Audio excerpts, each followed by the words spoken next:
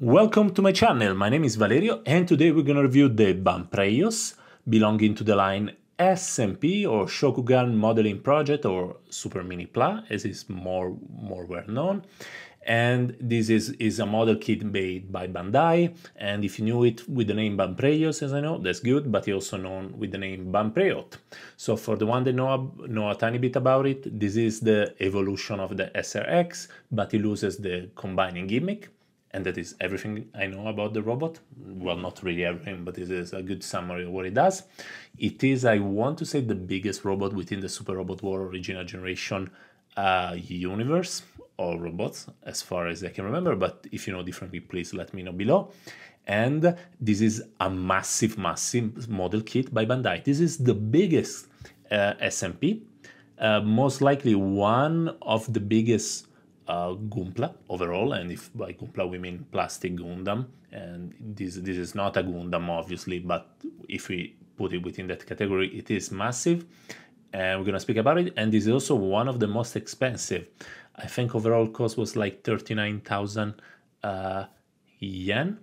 But overall, I will not show you the content of the box because it's a silly amount of runner. So I just say, you know what, if I have to do a 20 minutes video about everything inside of it, we're never gonna finish. So let's start with accessories, and there is quite a bit of stuff, and they're massive. It doesn't look like. So the manual is super easy to follow.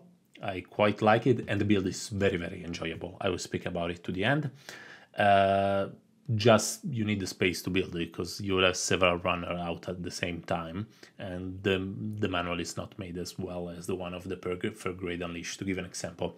So there are a bunch of hands. The hands are massive, and just to give you quite a tiny bit of a comparison with a Lego dude. One hand is one Lego dude. So we have open hands, we have closed fist, and if you see only left or right, it's mainly because I already attached it to the robot, the counterpart. Now we have trigger hands, so the Banpreiot combined with our gun, but I don't have the special edition of our gun. Then we have holding sword hands, and then we have the firing beam kind of hands, which is super cool. Guys, I can't remember the name of the attacks for the life of me, so sorry about it. Anyway, they're super cool. Like, the hands are massive, the accessories are just giant. We're speaking 10 inches. Yeah, actually this is bigger than 10 inches for a special effect. So let's just discuss about it. I want to say, oh sorry, another hand. So you can have everything in left or right hand without any problem. So I want to guess this is the T-Link kind of weapon. Anyway, I can't remember the exact name. This is the energy blade. You can have left or right, but there is only one copy of the giant kind of blade, so you can only have it one side or the other one. And this is the kind of gun that then is gonna get attached to the R gun. And if you have the extra bits from the Invincible set of the SMP R gun, then you can have the giant gun. Guys, it is massive already as it is. I have no idea where to put it, honestly. So there are a lot of tiny arms for the display stands, which is super cool, by the way. If you thought the SRX one was cool, this is much cooler. And this is the face of the Banpreiot. So if you look it up, it is pretty big, and I'm borderline about painting it. Actually, I think I will paint it. And now we have the coolest and silliest of all the accessories. I want to say this is an 18-inch sword. So your kit can use it as a proper side sword.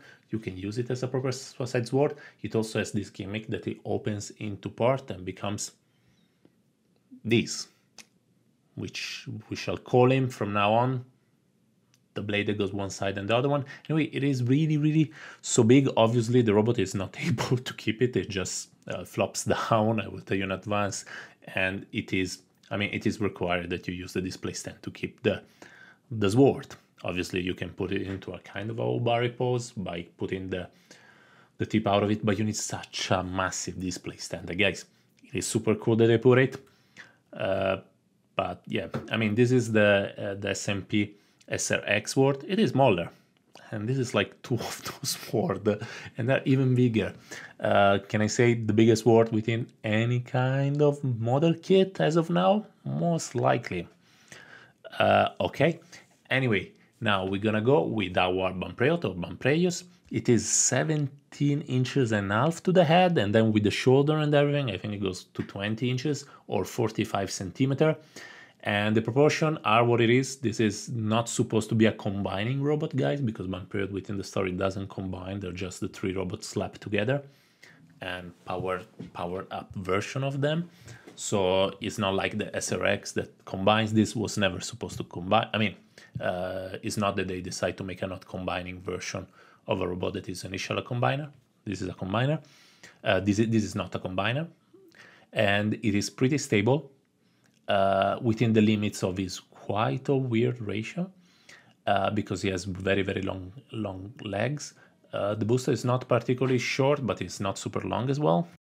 Anyway, it is stable. It doesn't need a display stand. However, the weight is so much that you will want to put it on the display stand, especially because the backpack kind of make it tilt toward the back if you don't put it perfectly straight.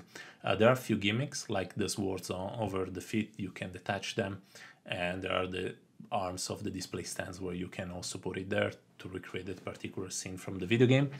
There are a few gimmicks, very hard to show exactly how this robot move, but we will at least show the articulation. Anyway, it is massive, guy. This doesn't fit inside any of my display space, which is a problem. Now, for articulation, this dude is way more articulated than expect. And now let me show everything. So the head can go up and down, can obviously rotate one way and another way, and if you open a tiny bit the shoulder, you can do it without any kind of problem. The arm can reach the shoulder line level. However, we'll show you in a few seconds because I didn't understand how the joints does work. Yeah. Anyway, rotation on the bicep, double joint, triple joint. There is also a joint at the high of the at the beginning of the bicep. And now if you get the right angle, you can raise the arm sideways. The hand is also on the tiny platform, and then you can rotate the hand. There is a pretty well extended butterfly joint, as in the arm joint can move out of the sockets, the shoulder joints, so you can even keep it any kind of pose.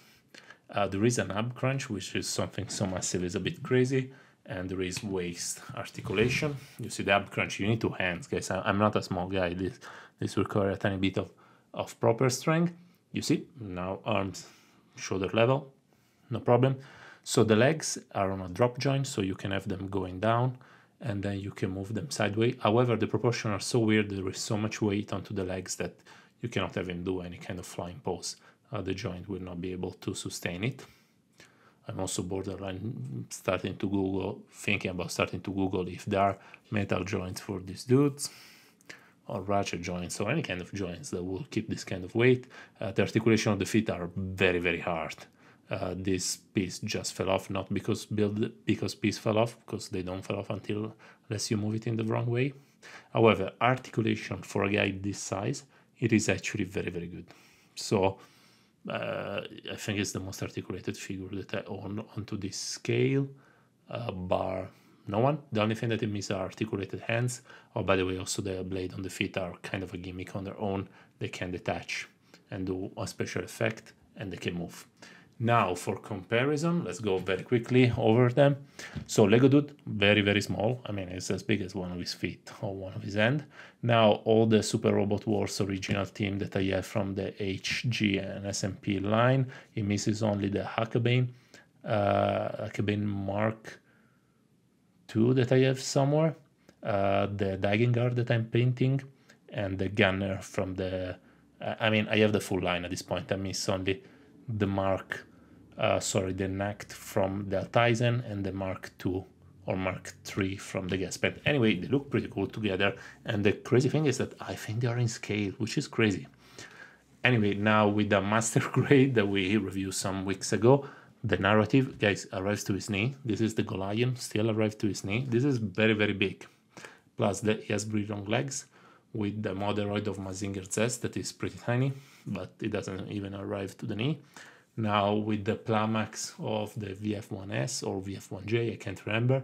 Anyway, it's not a small kit, and it's actually awesome. I will not do a review about it, but if you are interested, it's cool.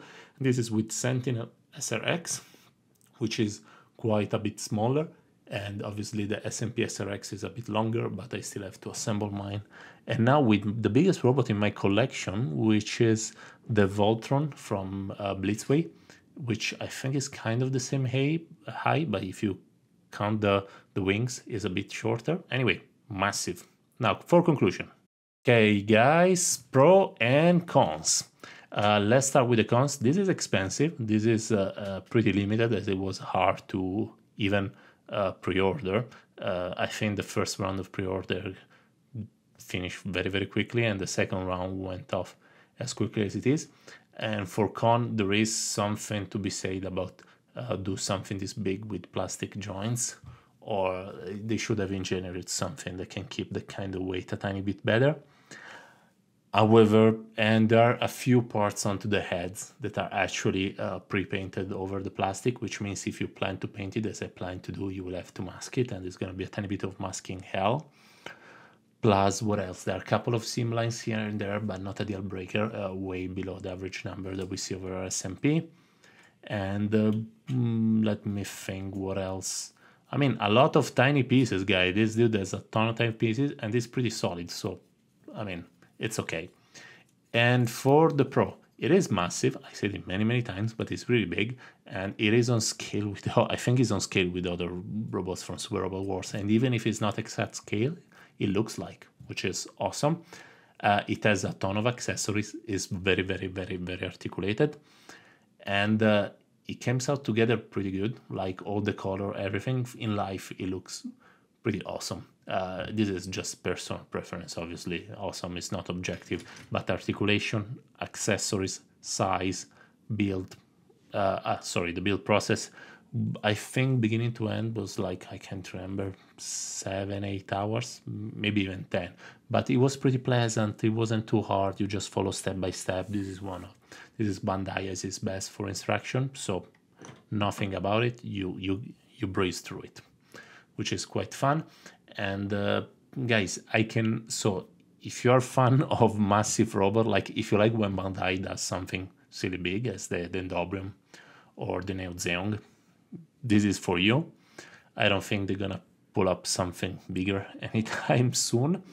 If you like Super Robot Wars Original Generation, obviously this is a must-have, because this is the first and last version we will see out of it. I suppose there is a smaller resin kit somewhere, somehow, in the house of some Japanese dude that decided to scratch build it, but I think that's about it.